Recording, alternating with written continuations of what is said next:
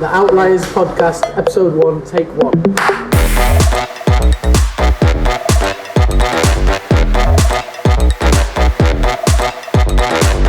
So this is our first podcast. It's called The Outliers. It's not. We'll fill Cyan and what that means. It's not called The Outliers. He just doesn't know it yet. Even if like one person watches this, I'm going to do it again. Because starts with one. Izzy's got to watch it.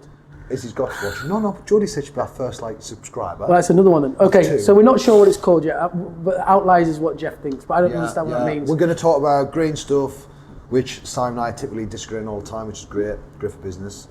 And we're obviously. What do you mean? Disagreeing. See what I mean? But we're at the stack. It's nice. Right, the stack. Yeah, this stack is the coolest place in Sunderland right now. We want to show off Sunderland's seafront. Yeah. And also... And they give us free coffee. And I didn't get coffee. Well, it's because you weren't here on time. Oh my lord. Oh my god. Where's yours? Oh, the cold one. Thanks, Izzy. So, but it is very sustainable because it's made out of old containers, right? But we want to be on the seafront, and obviously we picked a day where we knew it'd be sunny. So it's raining. It's always sunny in Sunderland. So it's raining. But listen, we hope you enjoy it. Please put some feedback and comments on if you see it. Yeah. Right. Hi guys. Doing? Hi Simon. Hi Geoff. How you doing? This is the Outliers podcast. I'm not sure I like the name. But why not? First of all, why not? I don't understand what it means. Should we be the green outliers?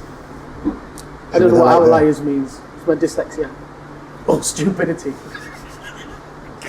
I want to say it's a bit of a mixture of both.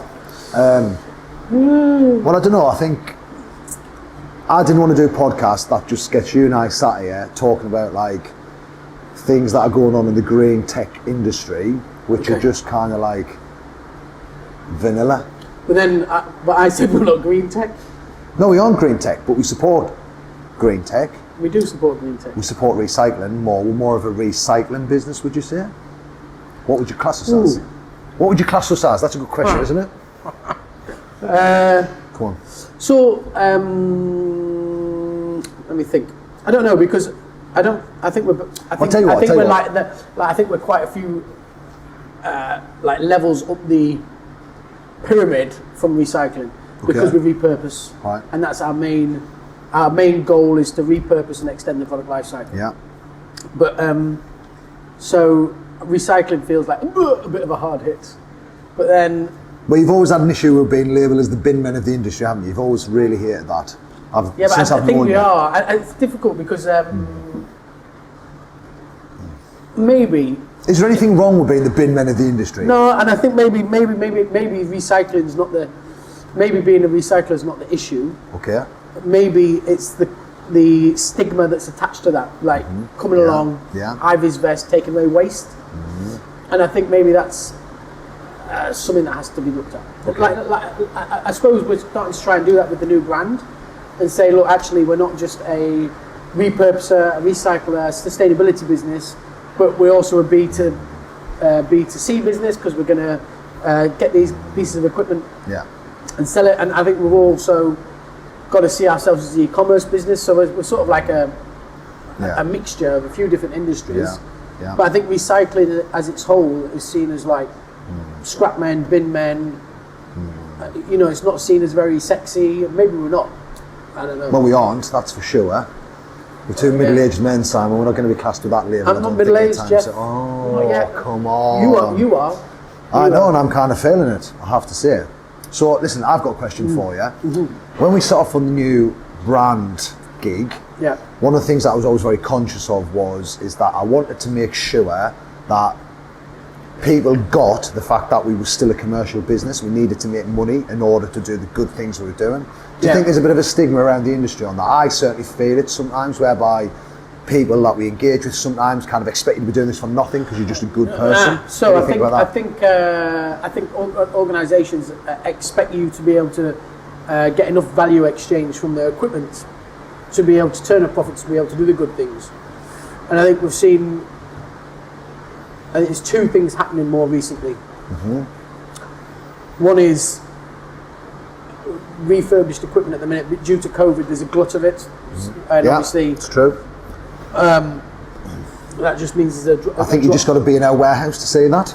Yeah, there's a drop in value, and I think that's industry wide, speaking to everyone. So there's a drop in value and there's a glut of equipment out there. So supply and demand, that reduces costs. One. And I don't know how long that's here to stay, if it's here to stay, if people are going to now be more diligent around their tech due to security risks, people working at home more, like COVID, what happens if there's a round two, three. I think, or whatever. Well, a new one. I think in the past, if there was the first time it hit and people couldn't operate, shareholders, CEOs, etc. Well, nah, it's fine. We'll accept that's just something that's out the blue, bolt from the blue. I think if it happened again, and you weren't prepared, you'd be for the high jump.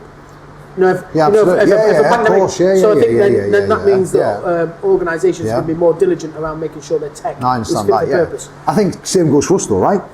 We have to. That's why we've created new services that are kind of pandemic proof, or actually perpetuate profitability in the pandemic for us. Because the pandemic nearly killed us. Absolutely. Yeah. So we've done a smart thing afterwards. We've kind of brought new services on, which kind of pandemic proof us effectively, and actually make us a good business to be around in a pandemic. So absolutely. We had to do that, right? Yeah. So I think the question was, you tried to make us more commercial. You're worried about. So I think there's some. So I guess that's the thing that keeps me up at night more, is that when I've been around the green tech industry for a few years now, I think what I always found was, when I first got into this kind of stuff, was that you would go and see a large company, because you want large companies to be the first kind of adopters of green technology, because they've technically got the money to do it and the resource, things like that. But actually, what you tend to find is the higher up the chain that you went, the more good things that they said about wanting to be green, but actually when it came down to cost of money, putting resources towards it, they're kind of like, I may not be as green as I thought I might be, and stuff like that. Do you think that's a bit of an issue? So I think there's a few key things. There's WEEE regulations in that say they've got to get rid of this equipment. Yeah. And the WEEE regulations came out and everyone thought, well, I can make money off the equipment, so it's fine. We can break even or do a profit share. Yeah. As GDPR's come in, and that's started expanding, and people are expecting man guards, 24-hour CCTV, you're expecting Blanco technology, you're expecting the best of the best and all the records. But if we focus on not just what we do as a business, I'm just talking in general, whatever the green concept is. So one of the questions we asked right at the beginning was, what's green tech? My version of that is, well, it's technology that is thought up, created, manufactured and deployed in a way that's greener than the original technology it's replacing. I know, but I'm answering your first question. The first question was, what is green tech? No, the first question was, I'm worried about commerciality. Yeah. Have we done that? Well, let me just answer that question first. Right, so from a commercial point of view, what I'm saying is, the industry is changing. It's not possible to make money off the equipment anymore. And actually, we do a lot for an organisation in terms of keeping the data safe, tracking that, etc., etc. And that needs to be valued, and it's going to have to start to be valued more. And we're going to have to start to value that on risk registers, so they understand what's needed and what's qualified for people to understand that. And I think commerciality is a worry, particularly on the ITAD side. Attitudes, I think they're going to have to change, because people are now requesting that they do 1 million or 10 or 15 things that are absolutes, cannot go past go, ISOs, all those things that you need, Blancos, certificate storage, and they cost money. And I think the industry now is becoming more of a proper organisation, backed up by a proper industry, backed up by regulations, and therefore you're going to see there's going to be a cost to companies coming soon. From a commercial point of view, more regulation and policy from the government, as an example, enhances the value of our service, doesn't it? Because it has to be done, and it has to be done the right way. But we need industry to understand it. Yeah, exactly. And that's kind of my worry. That's always been my worry, is that people kind of feel like, we're just a couple of hippies, should be free, take our stuff away, you're doing the right thing for the world. Well, and all if that I met you, of you're not going to think you're a hippie. What do you mean? You see that beard? Do I not come across hippie-like? No. This is an unkempt beard. I think it's quite hippie-like, don't you think? No. No, is it too well manicured? I think it's the light bouncing off your head that shows that. Excuse me, are you Oh, I'm sorry, you are talking to me. Oh, I'm sorry, Simon. I didn't realise we were having a bit of a pop at each other. That wasn't a pop, it was a pure statement. Back on track. Do you think Geoff looks like a Lego man without the hair?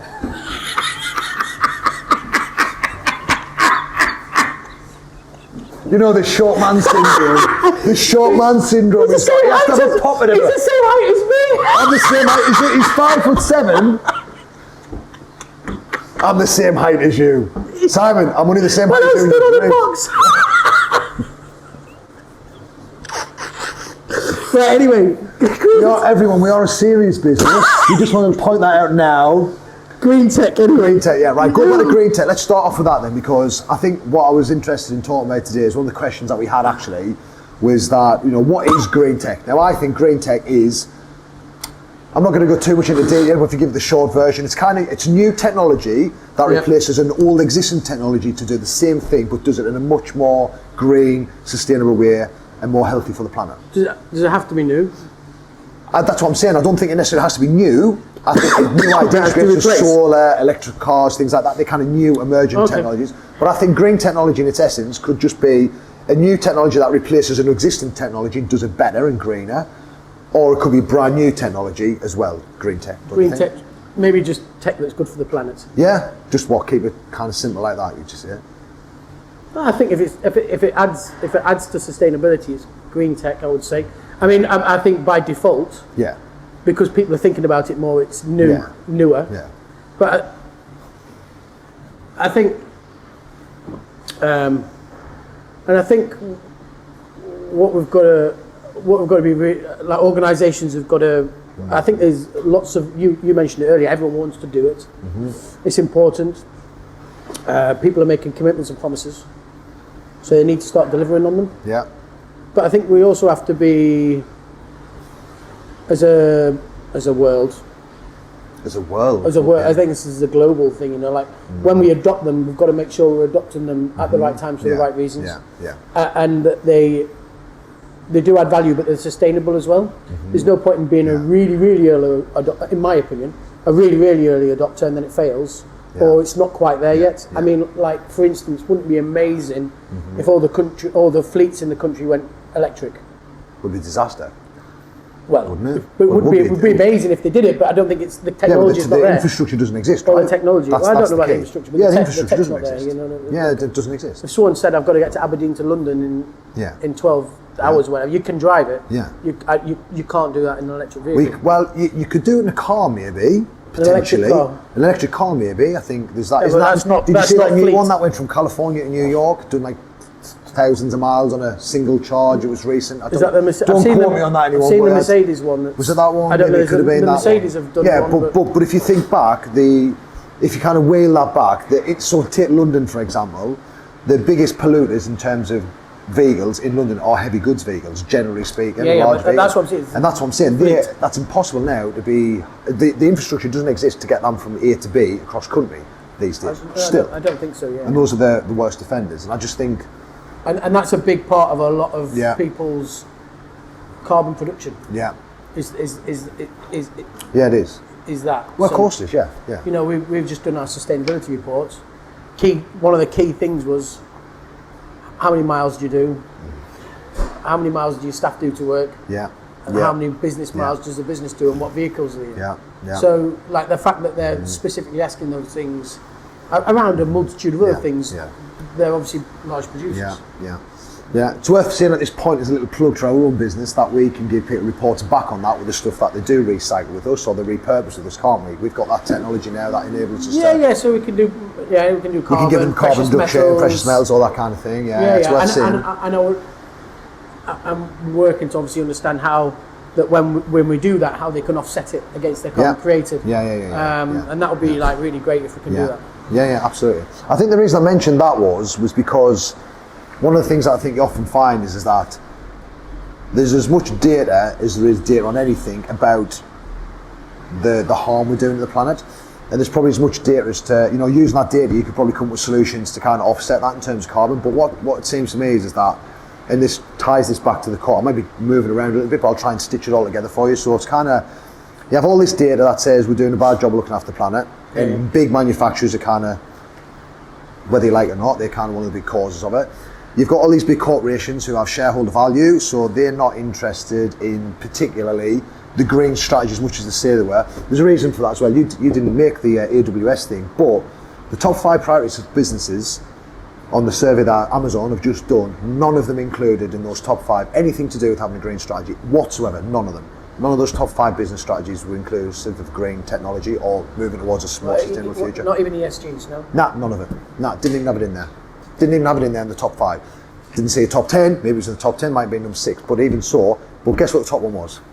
Money. Making more revenue.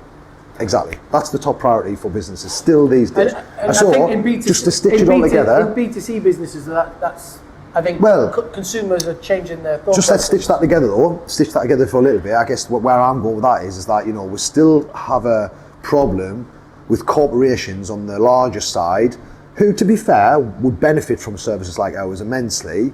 And maybe our services are slightly different, but it's hard to get green tech or greener ways of doing things for their business model if it doesn't impact the bottom line in a positive way. Now I think with the new brand we've kind of figured that out, and we've aligned all our services to kind of take that out of the equation. People don't want to spend more money. Well, of course you don't. And if you're going to make more money, you can't spend more money. But then sometimes it's also when I don't know whether other businesses face this. Yeah. But when we've found like if you're pushing the sustainability piece, who's your point of contact? Who's your go-to? Yeah. You know, when we talk about IT, you know, you go to the IT director or the IT team. You're talking about operational, you go or purchasing, etc. You know, but when we've been going to the sustainability people in organisations, they've been saying, "Oh, well, I just measure it."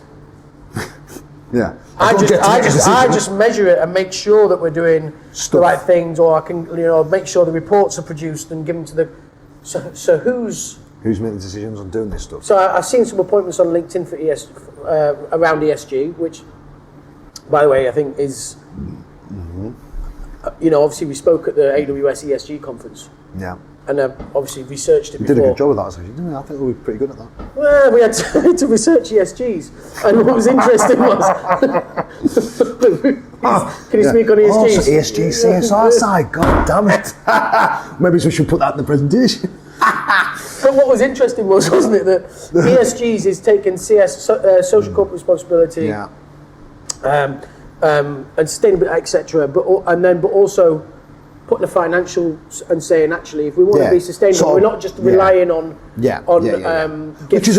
Which actually, back to the point I was making, it's a much, much more improved way of doing things than it has been for years. And more sustainable. Of course it is, yeah. You know, putting a proper business plan, and I think that was the problem. You know, a lot of the projects you used to see were green projects, and, you know, my experience was more in London with the green stuff, you know, typically before kind of, you know, came and worked with you side. But I think a lot of the projects that you'd see by these big international companies in London were like having their couriers on pedal bikes instead of, like, you know, using a motorbike around London. There was like a lot of these kind of what I would call like fluffy, not greenwashing, that's harsh to say, but a lot of these projects whereby they just look good for the company's PR experience as opposed to actually doing something really tangible for to help the planet. Well, hopefully the advent of ESG, we're getting a bit more into it, and we can start putting business cases. And I think that's why there was no business case. So who's responsible in the organisation then? Is that the ESG manager now? Or are they just the person that gets the case study and says, this is good. Yes, we can make the decision on that. Or no, this doesn't stack up still. Go back and then come back. Yeah. So is the decision still with the department heads? I suppose is what I'm asking. Or does the ESG carry any weight? So my experience of that is that, like your IT director, like your finance director, like your operations, or whatever, it seems to me that they're doing it a slightly similar way to what they normally do. So the IT director gets his budget to do his stuff or her stuff.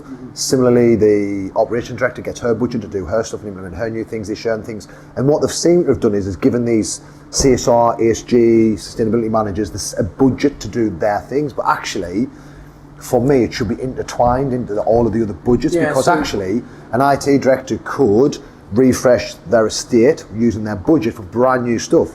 And the ESG director or manager, whatever you want to call it, might spend their budget on doing something, but they would have had a much, much better impact by influencing how the budget is spent across all departments for sustainability, if that makes sense. Does that make sense? Yeah, because not just I think their knowledge, as well. Exactly. Yeah. But they should also have some responsibility, and I don't know whether they get that, that level. but their knowledge to pass on. So, for instance, we were talking the other day about. Someone asked me what IT should I purchase to make sure it's more sustainable.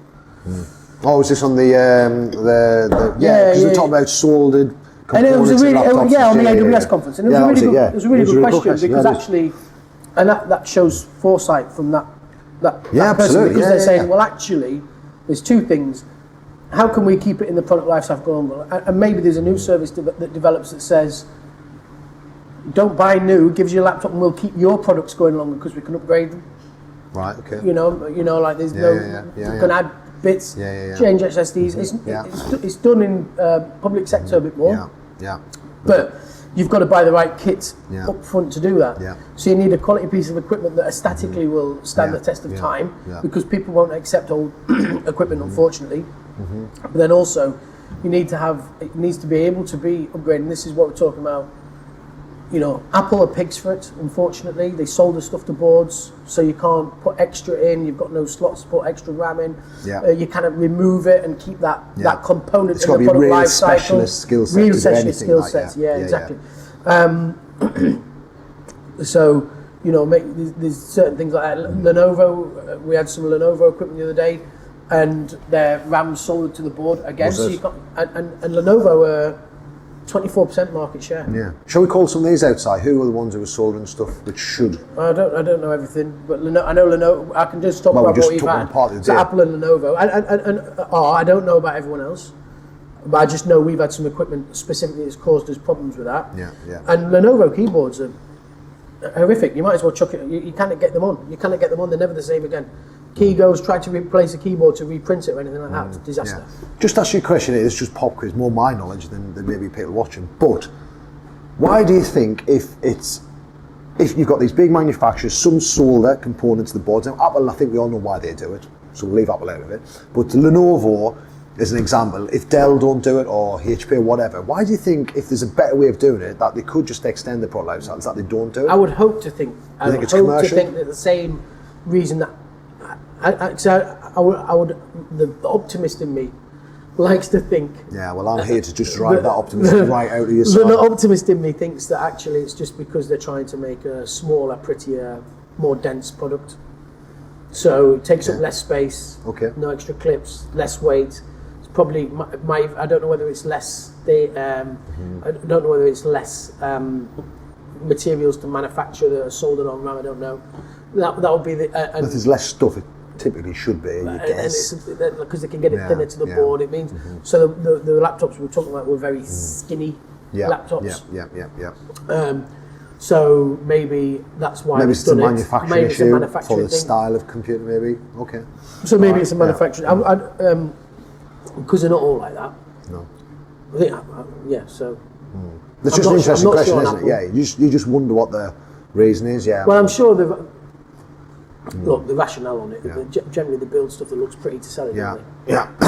Another question I've got for you. I like this because I'm kind of just asking you questions. It's pretty good here, Sam, putting you on the spot a bit. I read an article about the guy at Tech Buyer, their COO, who, forgive me, I can't remember your name, fella, but he stood in that credit card company's warehouse and all those servers were there, and he offered them a price which was in the six figures because he knew he could make some money off them, which is great. And he said he couldn't have it because it had to be crushed, which was a damn shame. Why do you think people are still so scared of especially when we've got technology like Blanco, Aiken, and they're like kicking around the place, when IT people, security, what do you call these now? These SCIO kind of chief information officers and people like that. Why do you think, given the technology is foolproof, that they still have these policies whereby they want to crush it and get rid of it? It's just, is it not crazy? If it's... is it stupid? I don't think you can say it's stupid. These guys are experts. Undoubtedly, if your job was solely dependent on keeping the information safe, and you want would to you rather crush it or wipe it? Is that what you're saying? I would do both. You do both. I'd wipe it and then crush. You'd wipe it and then crush it, would you? Yeah. That really, really flies in the face, though, doesn't it? I mean, well, I think. Yeah. Are you thinking from a commercial point of view that we'd make some money wiping it and let them crush it? Is that what you mean? No. Look, I think we all know that Blanco's amazing. It provides you the correct certification and then also provides you with the insurance to cover the GDPR, etc. It's perfectly fine. I think it depends on what device. If it was me, like I think, and this is just my opinion. I think if I was doing like your laptop, etc., things like that's probably doesn't store a lot of data. Everything's cloud-based now. I'd be happy for it to be wiped. I don't think it would be an issue. I think my servers, although I don't think it's recoverable, and it isn't on today's standards, but I would probably wipe and crush. Would you really? On certain things. Well, I mean, I guess if I had, because it covers me. Well, if I was put on the spot, I'd want military grade servers to be crushed. You wouldn't want any national secrets. Well, I'd wipe and crush them. Wipe and crush, yeah, okay. Or so you'd maybe want that doing, wouldn't you? I'd say, but like your typical credit card, a lot of it banking information. Yeah, there is, and no, that's what I'm saying. But industry. But listen, this is what we come back to industry specific. Rewind that though. Aren't there still a lot of companies who we think, you're in construction, why the hell can't you know? Yeah, well, this comes back to what we're talking about, the commerciality and the risk register. Yeah. So, a construction company that's got loads of people in the field that stores all its data on the cloud, when they give you that device, it's probably level 1. It's not really really important. But you go to a credit card, got to be crushed. A credit card company that's got a server. Yeah. I mean, it does blow my mind because we've got there's a manufacturing company in the north that will give us the stuff, but they have to wipe it on site. And they wipe it with. They've told me what program they use, and it's old school. It's not good. The IT director. That's a policy, so they do it. Yeah, and I'm like, that's not good. Yeah. I'm like, we'll come on site and wipe for you if you want. Yeah. Using our better tech. Yeah. Because that's not good enough. Yeah, but I bet somewhere written in the policies they can't have a third party do it. Is that right? It will be copy, I don't know. Well, why wouldn't they let us do it? Maybe, but yeah. But I think. So on that note, then, do you think then? Does your gut say? Because it does mine. Mine says that a lot of these policies are outdated. It's kind of still old policies, kind of not. Well, although we're not green tech, I don't see us as green tech as we talked about. On. Let me put it a different way. These policies aren't written with sustainability in mind, are they? Let's be honest. No. So I think my answer is twofold. One, no, they were probably written a while ago. Yeah. But two, when were they last properly rewritten? Not like, a year's gone by, we need to sign these for ISO. Yeah, ISO. When were they properly looked at and the new technology taken into account? Because times are changing. Tech is moving on at greater pace than ever before. Yeah. And therefore the controls and the security that we put in has to either move at that pace or if it's still good enough, be updated. And I don't think people are keeping pace with that side. So I think that's when people will come a cropper at some point. Yeah. Okay. All right. And what about one of the things I want to get back to the cloud point actually, because I think that's really interesting because you're dead right. I think we're all actually, Zeke, you're gonna have to answer this one. When we were talking that guy Johan, who was like 150 years old, good round. Remember that guy? Come on, Zeke. Come on, get in the show. What did that guy say about? Did he say? I mean, AWS is just one company doing it, but did he say they've only got like 5% of their customers on the cloud or something like that? Or was it 5% of businesses are on the cloud? Isn't all the businesses on the cloud? Nah, I'm sure he said there's only still 5%. I think he said there was like 95% of the businesses out there who haven't gone to true cloud, wasn't it? For servers. For servers and that kind of thing, wasn't it? Yeah, I'm sure. So right, so you've got 5% of people on cloud. Do you think if that? Sorry, Zeke. No, I'm not going to. I won't quote you on anything, so it's fine. Don't worry. Or Simon. Will, can you do a can you do some social research? Media post saying Zeke says only 5% of people on cloud? Actually, that's what we should call the podcast. Zeke says. So, do you think if there's more adoption to the cloud, it will be less stringent, these kind of crushing policies, and could be more sustainable within that? Because I think if you look at it, Si, these are huge sustainability issues, aren't there? So I think the crushing of stuff because it's got sensitive data on. So I think we'll come back to our industry there, and the fact that we're seen as the bin men. I think we're seen as the bin men of the industry. I do. I really do. So It really does, Zeke. It really does. It annoys me, but I think we are. But then there's nothing wrong with being a bin man. No, there's nothing wrong with being a bin man. I think but what they get paid well? Those bin men. They don't bother coming every time they should, but they get well they do paid. to me. Do they? Yeah. It's because you live in a nice part of town.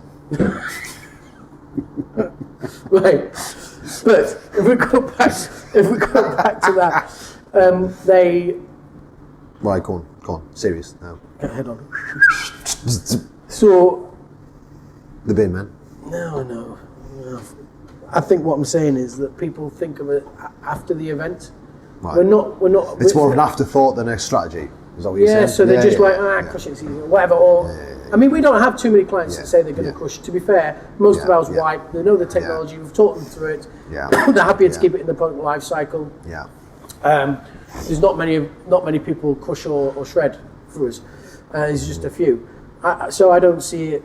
I know there was a big article about it, but I don't see it as in my experience, it's not been a massive issue so far. I mean, I just thought it was interesting. I mean, look, and again, I don't know this guy from Tech Buyer, but like, you know, there was a certain, the article was very well written, it was in the FT, I mean, it's well researched, but there was a certain little bitterness to the way I thought he was talking about the fact that he knew he could make a fortune out of this and wasn't because of some policy, you know? They're a bit in a different... Which I would have been, by the way. I mean, I'm not having a dig at you, by the way, Mr. Tech Buyer. They're not our... They're not necessarily our competition, are they? No, they're not. They're more. No, they're not. I'm not. Yeah, I mean, listen, I you know. So maybe he's experiencing something we aren't, because I've not. Well, he definitely is. I mean, he had 6 figures to go and buy a load of servers, which is what he was going to offer, and they turned him down because they had to be crushed. That was just one. It was just one organisation. Yeah, but the article wouldn't have been a thing if there wasn't common. But we haven't experienced that. Did you read any of the pre-material, Simon, for this podcast? Any of it? No. I know I sent you the article, but I haven't read it. And everyone thinks I'm a lunatic, you know. I actually did the research. Come on. I'm not saying that. I just speak on experience. Jesus Christ. I just said that we don't experience that, and they're in a different sector, the same sector but different. No, different and again, so you're asking me to comment on something that's not. No, I'm just asking you to comment on the landscape of it. You know, there's a company who not only are they willing to take the stuff away and repurpose it and put back the circular economy and do all the great bits for sustainability. Not only that, he was willing to give 6 figures to buy it from them. Yeah. Which link that back to the fact that the top 5 and the number 1 measure against your business right now, according to Amazon or AWS, is kind of revenue generation. You think, well, would they not have at least had that conversation to explore it? And it was kind of a flat, no, you can't do it, it's got to be crushed. That's what the policy says.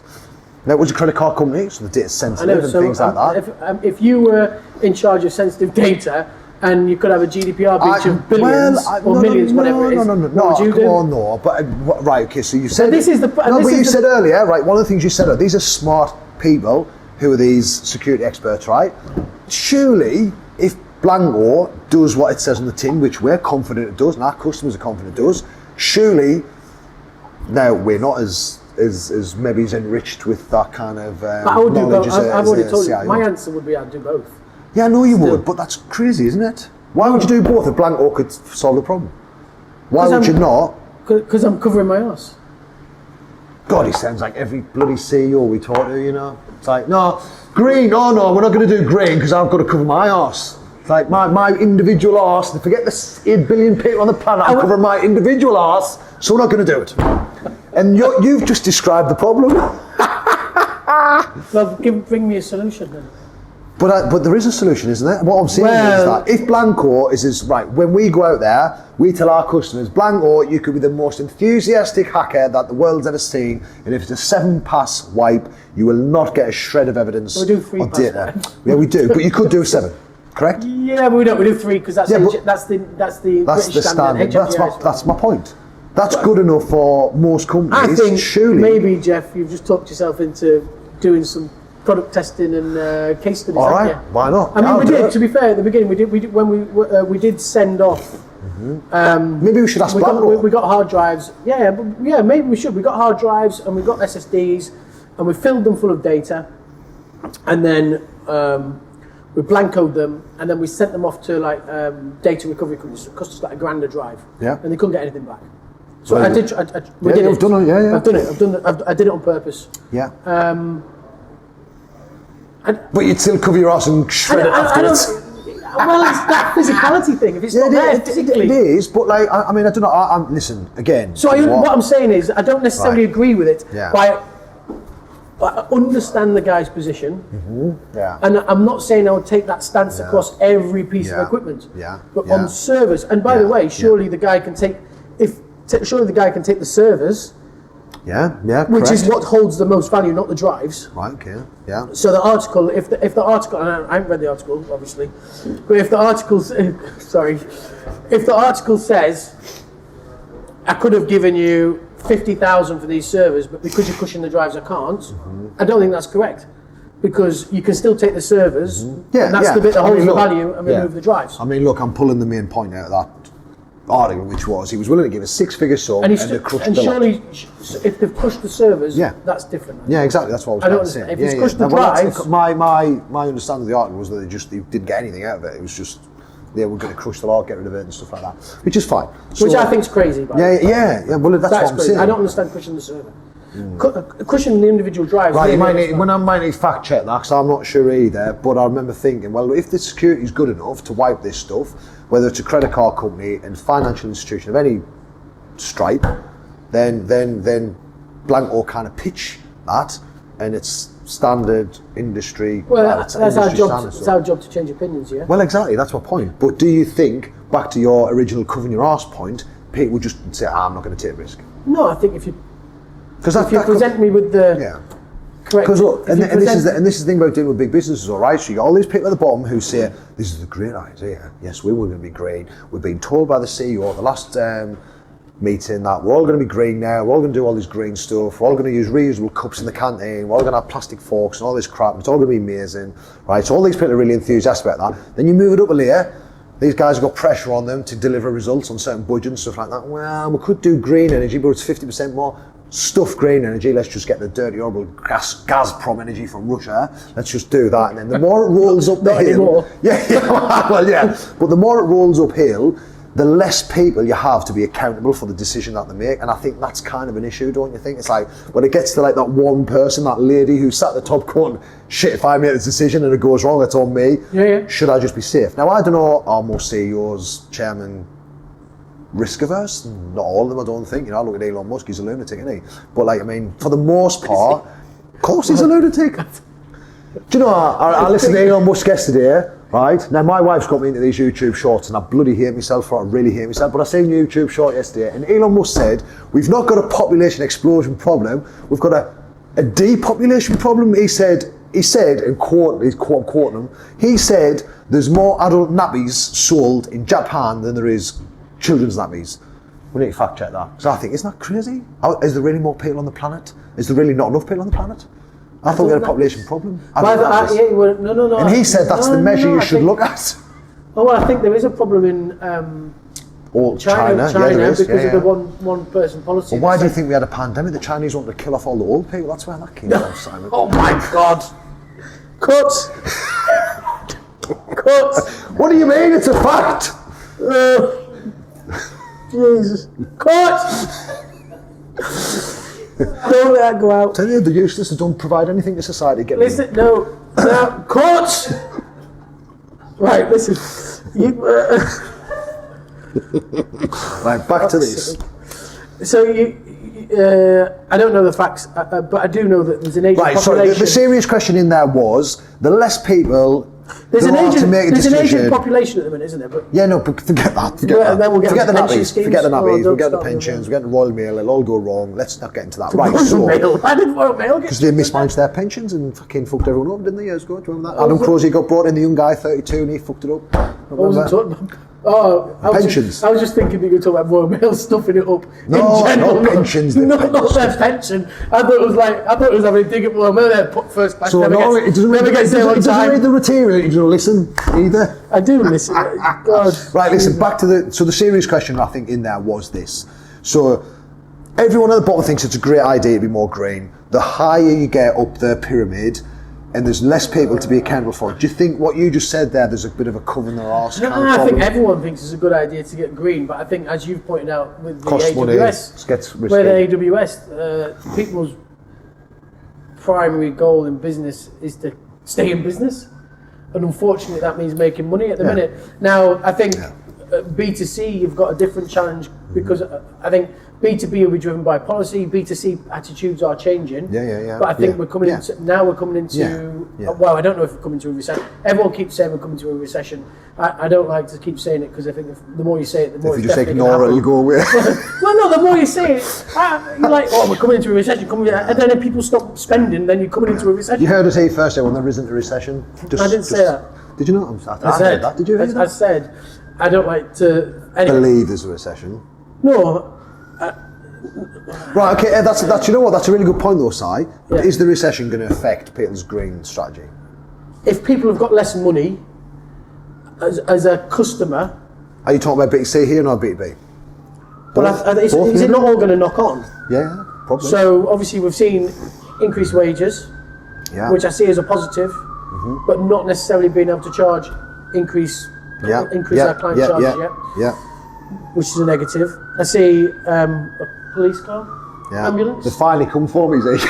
Hope someone's okay. They finally figured out where I am. Ambulance. Oh, it's an ambulance. All right.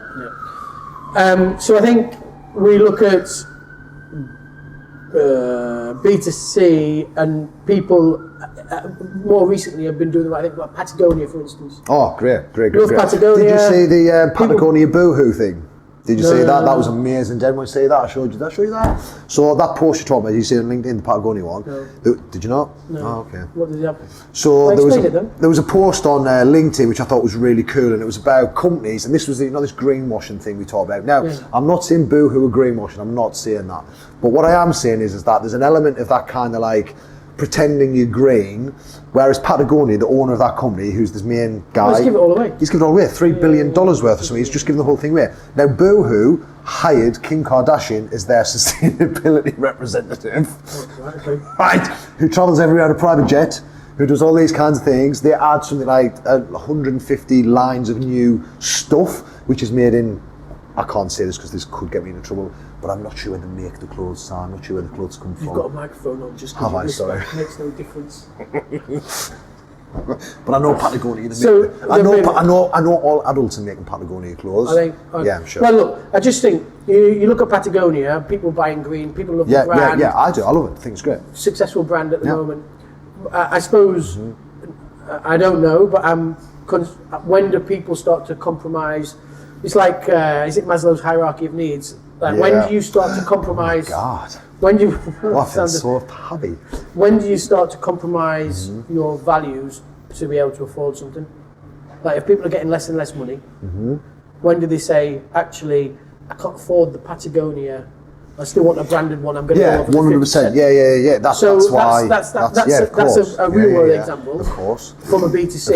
Of course. That's clearly going to that will happen B2B. If people are under squeeze, same with COVID, when people are under squeeze and you've got to make a decision between living with a green, people are going to choose to live because it's innate in us that we want to live. The business wants to live, whatever. I think that is more prevalent in food choices, isn't it, really? When you think, processed, cheap, canned food is always cheaper than healthy, organic, grown responsibly food, isn't it? Don't you think?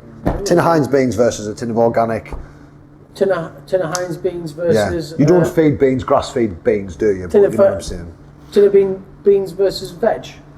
No. Yeah, exactly. Veg has got to be cheaper. It's just we're lazy.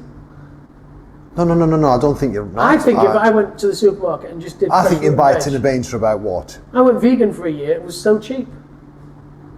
Yes. That's not the point I'm making here. And I didn't eat processed food.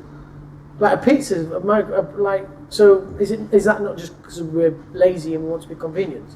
Maybe. I don't know. You put me off my track. They had a really good point. I'm trying to remember it back because I'm going to disagree with you a little bit. But I think processed food generally is cheaper than healthy food, isn't it? Would you say? I don't know. I think it is. Got to be, hasn't it? Well, why is everyone eating maybe if you buy in a processed frozen meal over an organic frozen meal. That was the point I was... Right, you went down the lazy route. I'll give you the lazy route because I think that has an element of truth in it. But if healthy, organic, good food was just as cheap and convenient as the processed shit that kids are eating these days, why wouldn't everyone just buy the healthy, organic stuff? If it's just doesn't taste as good. enjoying that green cuisine. But listen, quinoa for tea. Mom, can I just have sausage please? And I don't want them nice organic sausages because they put caramel and onions and stuff in them. I just want them processed ones. You know what I mean? Which is like 20% meat, the rest is just toes and shit. I don't know. I just think. I think there's I think there's a few different things at play there. Yeah. I would hope to think that if you got the same product, exactly the same, made sustainably and not used, you'd probably be more expensive. Right, okay. Listen, tell you what, I'm gonna try and stitch that into the green tech world. Oh my God. No, but do you think the same way that we just said that eating healthy? Because let's see if they did a proper business plan and they looked at it long term. It's actually cost neutral, let's say, to implement some green technology or strategy and things like that. If they did the proper work, which ESG is hopefully is going to change that, which we know, we talked about this the other day. And then on this flip side, they could do what they're always doing, but just be worse off for the plan because it gives them that short-term hit. Yeah. Do you think the ESG thing will change that? Because it's a bit like the food thing, isn't it? If you really sat and thought about it, you thought, well, actually, if I just took the time to spend 10 more minutes boiling some rice or whatever. If they took 10 more minutes to think about the green strategy and actually thought through, actually, over time. Because one of the things that the research does say, especially on B2C, is that, young millennials... So Geoff tries to convince me how to answer it before letting me answer. These are all rhetorical questions. This is where Geoff asks me a question, tries to decide what my answer is before me. Yeah, because I don't like disagreeing with him. He argues with us all the time. In fact, I feel bullied. It's a good job we haven't got a HR department, really. So, next... No, but I'm now this is serious for me, Simon. Okay. Please take me seriously for one time. Yeah, okay. Okay. I really feel special and strong about this. Not special, I don't feel special. I feel strong. You'll call you Jose Mourinho. Well, come on. I feel strong about this. Come on, Jose. Do you not think that in the same way people want that easy fix, that companies are looking for that easy fix as well, and that's kind of ingrained in the social kind of population? I think ESGs. Probably the wrong word. I think ESGs are going to have a positive effect because it ticks that box on the commercial aspect that's never been necessarily ticked before. So it gives you a better arguing platform. So if there's someone that wants to do the right thing, as we would call it, and someone else that's like, if you've got that financial impact, that gives you an extra tool to make an argument, a decision. Yeah, of course, We're reliant on. I think there's probably an education piece in terms of look at what we've talked about here. We're in the industry and we're not particularly well educated about it. We hope that we understand it. We know bits and bobs. We can pass on certain information with our industry and sector, but big picture. But then how do we have that knowledge and then change our thought processes on it? And ultimately, you're going to be reliant on the budget holder to be forward thinking or to be educated to know the impact of their decisions. And know that those 1%, those marginal gains globally, that they're part of that marginal gain and they need to understand that. So I think there's probably an education piece for all businesses to do. Obviously, although you said it's not in top 5, it is within people's agenda now.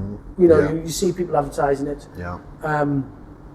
You never see a Shell advert without a wind farm and some green fields do you anymore. Very true. Do you know what I mean? So people are more aware of it, but it still is going to sit with that decision maker. I think business cases need to be built for people as well to help them. We're selling a service. We need to build that business case in that ESG model that can be taken and then help. I mean, if it saves money, and it's green, or if it makes you more profitable, and it's green, and I think that's really interesting, isn't it? Because when we built the new brand, kind of, what would you call it? The brand. I don't want to say guidelines, that's the wrong word, but that kind of, that the vision behind the brand, let's say, those kind of pillars, values and kind of things that we wanted to believe in. Well, we do believe in, we just wanted to bring that across the brand. But I think, it's easy for us at Born Good because, whenever we get some direction from up top at you, we always do it with a green kind of like thought process in mind, because that's what we do. We're newish companies. We're only 5 years. So culturally, that's our culture, yeah? So that's where I was going to go with that, really. That you mentioned this before. Do you think it's a lot easier for newer companies to be green than it is older companies? I would say so. Yeah. I mean, you look at us. We're problem, isn't it? you know, like we're growing. We're 5 years old. We're 6 years old. 7 next year, pushing on to like you can do maths. You're not dyspraxic then, just dyslexic. Yeah, we're pushing on to better things. But our company has always had that in its heart, in its culture. Not just around green, by the way. We just want to help. Yeah. We want to help. Yeah. You know, like, and I hope that's something that I try and pass over. I think if you take a company that was on the back of that, I just do want to point out. I spend a lot of my week checking with operations what Simon's given away this week. It's the commercial guy, so I just have to sense check what he's actually just given away. You know, so just pointing that out to everybody. It's like this is like one of them sitcoms. Oh, those guys need some laptops. Let's just give them 20. It's fine. Get the best ones out for them. Sorry, just saying. This is like one of those sitcoms where Geoff turns to the camera. You know, like he's narrating. Yeah. What was your favourite sitcom? It's got to be Only Fools and Us, hasn't it? I do like them, but at the moment my daughter is into Friends. Oh, and it's never off the house. I did like Friends. Never off. Who's your favourite friend? I used to like Friends as well. Who's your favourite friend? I think when I was younger it was different. Have you got more of a mixture? Look you look at it, I think Ross is Ross is hilarious. Ross is hilarious. But when I was younger, probably Rachel. Yeah, maybe Joey as well. He was cool, wasn't he? Sorry. Yeah, Joey was cool. Yeah, I think I think Joey was my favourite as well back in the days. But I think Ross, when you look at it a bit older, he was the best with kids and stuff like that. The storylines that he's in, he's always on the best storylines. Yeah, 100%. I think just the kind of the story he was brought into the series with was amazing. The leather trousers where he's got the and he's in the toilet and like he's trying to pull up, he's slipping off and he's whacking himself in the head. What's going on? Yeah. Isn't it amazing that, like, if you'd asked me 20 years ago, I would have said I've never seen Friends. I would have just pretended I hadn't seen it. But every time it's on in the house, I have seen that episode. Every time it's a different one. I think I know this episode back from. They made a lot of money. Yeah, they did. Sorry, shall we talk about green stuff? Sorry. Sorry, Z, can we cut that? No, cut it. Leave it in. Make him sorry for his actions. Make him squeal. Make him sorry for his actions. Have that in there. God damn it. I'm really particular about that kind of thing too, as you all know. I'm really devastated about that. Right. Listen. What else? So, what was the actual question for you to talk me on to sitcoms? I don't know. Yeah. So we were talking about how it's much more easy for newer companies, younger companies to adopt green policies. Look, I think it's just a cultural thing, isn't it? If you look at culture, you have to change. To change a culture is blooming hard. Yeah. So if you've had an organisation that's operated like this for years, to try and move everyone, even when it's a wider issue, is really tough. So you look to really amazing leaders, and I know that the North East has some amazing. We've got some of the best companies in the world. Amazing leaders on sustainability and thought leaders, and I work with some amazing people on some projects that genuinely give a shit, care, want to do something, and aren't there to just do it because it's the right thing to do. Genuinely awesome people who genuinely really want to make a difference, and they're senior leaders. And if it wasn't for them, the company would not be doing what it's doing, in my opinion. So, I think there's definitely an educational piece. There's definitely a knowledge and educational piece. And look, it's why we have to educate at a younger age as well. I mean, what's the never get a leopard to change it? What's the old, like, you can't... A leopard never changes its spots. Or you cannot teach an old dog new tricks. Yeah. Yeah, and like, I don't agree with them necessarily, because I think people can change, but what it does highlight is that if you get someone in their youth, you can educate at a different level. And I think so we need to get into schools. You 100%. Yeah, you're 100% right about that. I think we made a big effort to kind of make the new brand more accessible in education, as opposed to just kind of, this is our services, we want to sell them to you, it's good for the green and all the rest of it and stuff like that. I think that was a really conscious decision that we made. But you're dead right. I think it's harder when you're setting your ways, you can be turned, no doubt about it. You can be educated, but it's less likely that you're going to want to. Listen, you just got it's whether you want to listen or take it. Exactly. So I think you're right. I think millennials, and I hate using the word millennials because I'm just a millennial. Do you know? I was born 1980, so I just fit the millennial bill. Do you know? No, I think that millennials 1982. It's not 80. No. Definitely 80. 100% 80. I'm a millennial. So I'm a millennial. I don't think you are. I'm a millennial. I'm on the older side of millennials, but I still feel like I'm. I think you're not. I think 82 is millennials. What's the one before millennials? Operation Z or something. Operation Z? Operation Z? Operation Z. No. What is it? No. Generation Gen X. Z. Generation X. Gen Z. No, Gen Z's the newer ones. Is Gen Z new? Well, and was it Generation X was before millennials? Is that right? Was it? Yeah, Generation X. Yeah. Operation Z. No, it's exactly when the year is though. I watched. Well, of course. Yeah. I'm sure it's 82. It's 80. It's like 80. I'm really telling you. No. It's 80. Right. Anyway, forget that. I think he's. You're only as young as you feel, Simon. Well, and I feel what's before old. Gen X then? I've aged on this podcast. I don't know. I don't think they were like giving it labels back then. Don't we give too many labels now? There must be a label. That's what we want to give everything a label now. Can we not just all get along and love each other? Well, it's Simon? easier and it says what is on the I tin. hate all these labels. I hate all these labels. What labels? Just all these You labels. get that's angry flying about around. anything. I know, well, my default position is angry, as we all know. But like, I'm angry about everything at the minute. If you had This wasn't meant to be therapy, by the way. If you had a row of tins. Tins. Yeah, like tin food. Yeah. And you wanted to eat. I'd want to know what they were. So you want the label on them? Yeah, but they're inanimate. They're inanimate objects, Simon. That's what would happen if we didn't have labels on them. No.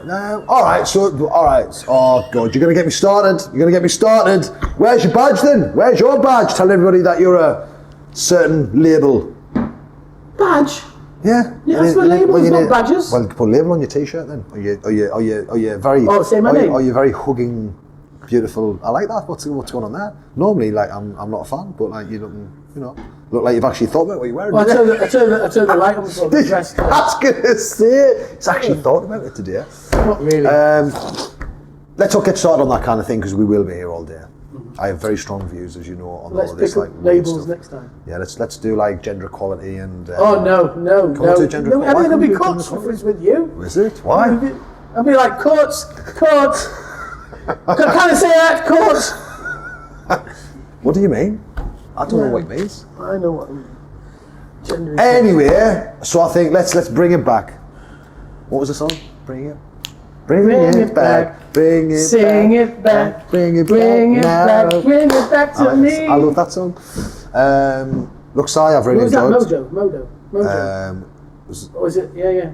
Mojo. Madison Avenue was like, don't call me baby. Don't call me. Yeah, well, that was good. And was it song Mojo? too, Was that not the one? Mojo was that video you sent me at 4:30 in the morning.